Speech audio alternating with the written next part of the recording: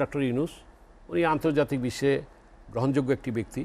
অর্থনৈতিক ব্যবস্থায় আমরা আশা করতে পারি যে যে লুট হওয়া অর্থ, যে অর্থগুলি পাচার হয়েছে, এগুলি যাতে ফেরত না। যে অর্থনৈতিক ক্ষেত্রে যাদেরকে আমরা দেখতে পাচ্ছি যে লুণ্ঠনটা হয়েছে, ডক্টর ইউনূস, তার অর্থ উপদেষ্টাকে সালেউদ্দিন, এটা গর্ব করার মতো। পুলিশ হোক, রাজনৈতিক নেতা হোক, আগের প্রধানমন্ত্রী হোক, যা হুকুমদাতা আর যে গুলি করছে এবং গুলির কমান্ড করছে, তাদের বিচারের আওতায় আনতে হবে। এক মাস হলো যে ছাত্র জনতার যে অভ্যুত্থান সেটি হয়েছে, তারপর থেকে বাংলাদেশে যে আশা জায়গা নিয়ে বা যে পরিবর্তনের কথা আমরা চিন্তা করছি রাজনীতিতে, অর্থনীতিতে, সেটার কাঙ্ক্ষিত লক্ষ্য কী হওয়া উচিত, সেটি আমার প্রথম প্রশ্ন। একটি হচ্ছে, আপনি নিজে একজন তৈরি পোশাক শিল্পের ব্যবসায়ী, যে অস্থিরতা গাজীপুর এবং আশুলিয়ায় হচ্ছে, অনেক কারখানা মালিক আছে, কারখানা বন্ধ করতে বাধ্য হয়েছেন, আপনি কি মনে করেন যে এর পেছনে আসলে কি আছে, কোনো অপরাজনীতি আছে কি?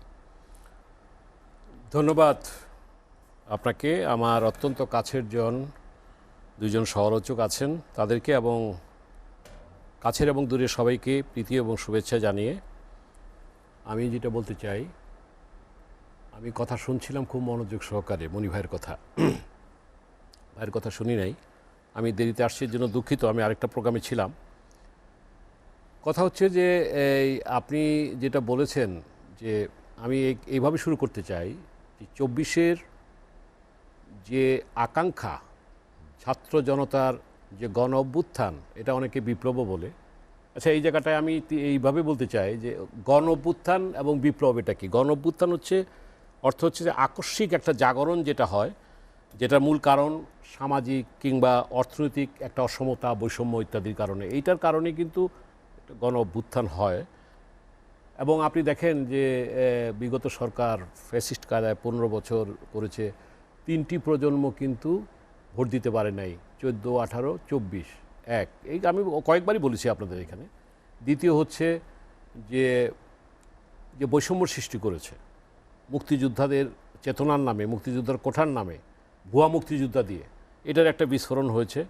তো যাই হোক, এই কারণে একটা গণ অভ্যুত্থান হয়েছে। গণ অভ্যুত্থানটা কিন্তু আবার বিপ্লবও বলা যায়, কিন্তু 7ই নভেম্বর শহীদ জিয়ার নেতৃত্বে সিপাহী জনতার বিপ্লব, সেটাকে বিপ্লবও বলে।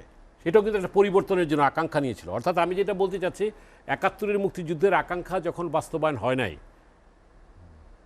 কিংবা 7ই নভেম্বরের যে আকাঙ্ক্ষা যেটা ছিল, সেটাও যখন পুরোপুরি বাস্তবায়ন হয় নাই, সেটার দোষ আমরা যারা রাজনীতিবিদরা আছি, এরশাদ সাহেব থেকে আরম্ভ করে, আপনি যদি বলেন যে 3 জোটের রূপরেখা, এই 90-এর পরিবর্তন, তারাও কিন্তু করেন নাই। এইবার কিন্তু কোনো রাজনৈতিক নেতৃত্বে হয় নাই।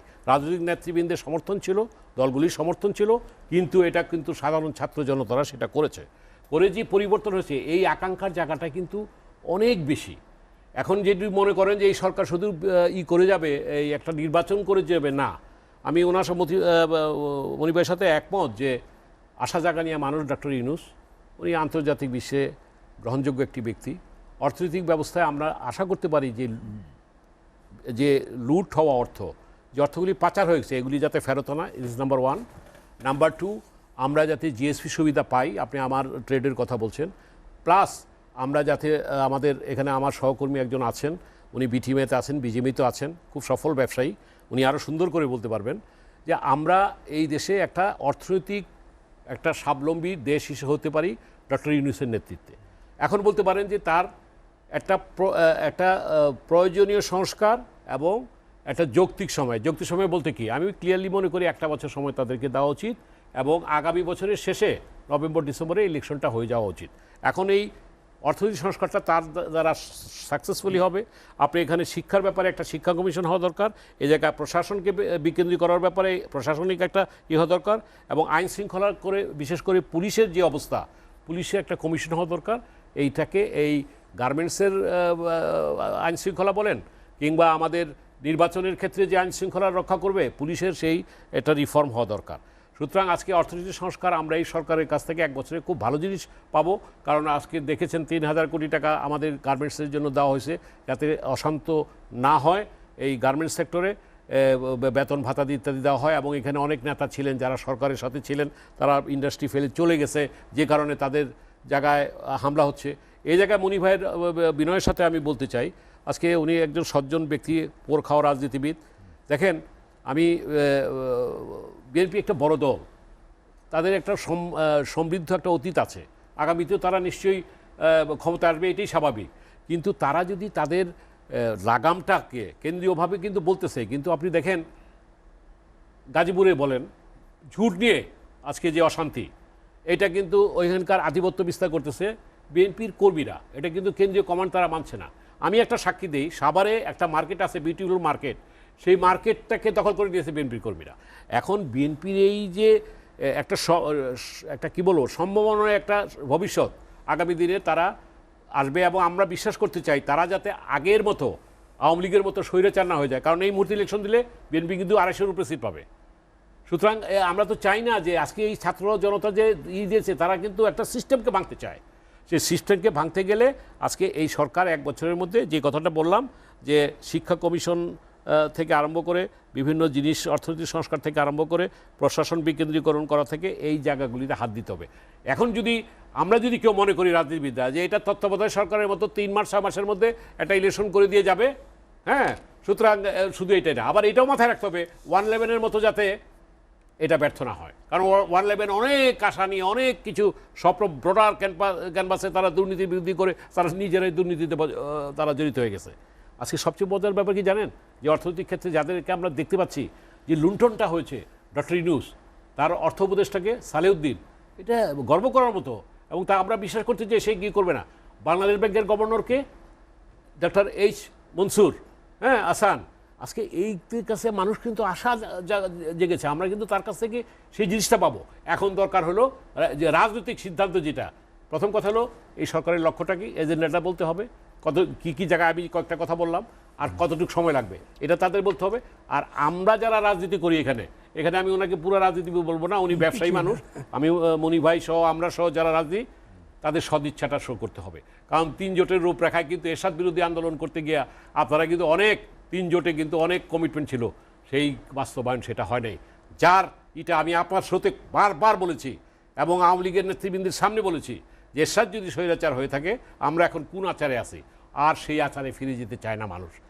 ছাত্ররা কিন্তু একটা কথা বলছে, আমরা কিন্তু পুরনো সেই দখলবাজ, সেই ফ্যাসিস্ট, সেই স্বৈরতান্ত্রিক ব্যবস্থায় ফিরে যেতে চায়, তারা সিস্টেমটাকে ভাঙতে চায়। সেই সিস্টেমটাকে ভাঙার জন্য আমরা যারা রাজনীতিবিদ তাদেরকে একটা সামাজিক এটাকে কী বলে চুক্তি করতে হবে, সেটা আলোচনার টেবিলে হোক এই সরকারের কাছে, যে আমরা আগামীতে নির্বাচন করব, সেই নির্বাচনের মাধ্যমে আমরা যাতে রাজনৈতিক সংস্কৃতি পরিবর্তন এবং ইনক্লুসিভ একটা ইলেকশন যাতে হয়। এখানে আমি 30 সেকেন্ডে শেষ করে দিতে চাই। প্রয়োজনে আওয়ামী লীগের নেতাদের বিচার করে তাদেরকেও কিন্তু রাজনীতিতে আনতে হবে। তারাও কিন্তু 75 বছরের একটা সংগঠন, তাদেরকে তো অস্বীকার করতে পারবেন না। তারা যে ভুলটা করছিল যে জামাত ইসলামে তারা ব্যান্ড করছিল, যদি আপনি আওয়ামী লীগকে ব্যান্ড করেন, অনেকে বলতে পারেন আওয়ামী লীগের অন্যায়ের আপনি কমিশন করেন, যারা অন্যায় করছে যারা এই করছে, আর ঢালাওভাবে যেভাবে আপনার মামলাটা হইতেছে, এতে মামলাগুলি দুর্বল হয়ে যাবে। এই জায়গায় মামলাগুলিকে সঠিকভাবে বিচার বিশ্লেষণ করে যারা জড়িত অবশ্যই তাদেরকে বিচারের আওতায়, সেটা পুলিশ হোক, রাজনৈতিক নেতা হোক, আগের প্রধানমন্ত্রী হোক, যা হুকুমদাতা আর যে গুলি করছে এবং গুলির কমান্ড করছে, তাদের বিচারের আওতায় আনতে হবে। তো সুতরাং আমি শেষে এইটুকু বলবো যে আমরা যাতে আগামী যেটা বললেন যে আমি একজন গার্মেন্টসের লোক হিসাবে, যে আসলে যেটা চলতেছে কিংবা আইন শৃঙ্খলার যে অবস্থা দেখতেছি, বিশ্বাস করেন এটা কিন্তু ইউনূস সাহেবের মতো একজন সজ্জন ব্যক্তিকে আমরা যদি সব রাজনৈতিক দলরা যদি সাপোর্ট না করি, এটা কন্ট্রোল করা মুশকিল হবে। আমার ব্যক্তিগত অভিমত, এটা আপনার এখানে এর আগেও বলছি, আপনার রেকর্ডে আছে লাস্ট এপিসোডে, এই ভাই আমি মনে করি যে সংবিধান এখন কিন্তু জীবিতও নাই, মৃতও নাই, এটা কিন্তু সংবিধান ছাড়া চলতেছে। সুতরাং এইখানে জরুরি অবস্থা দিয়ে এই দোষী যারা যারা হতেছে গার্মেন্টসের অর্থনৈতিক বিশৃঙ্খলা করতেছে, বিভিন্ন জায়গায় যে বিশৃঙ্খলা হচ্ছে, এটা দিয়ে করে একটা অতি সত্বর আগামী 1 বছরের পরে নির্বাচনের ব্যবস্থা করা।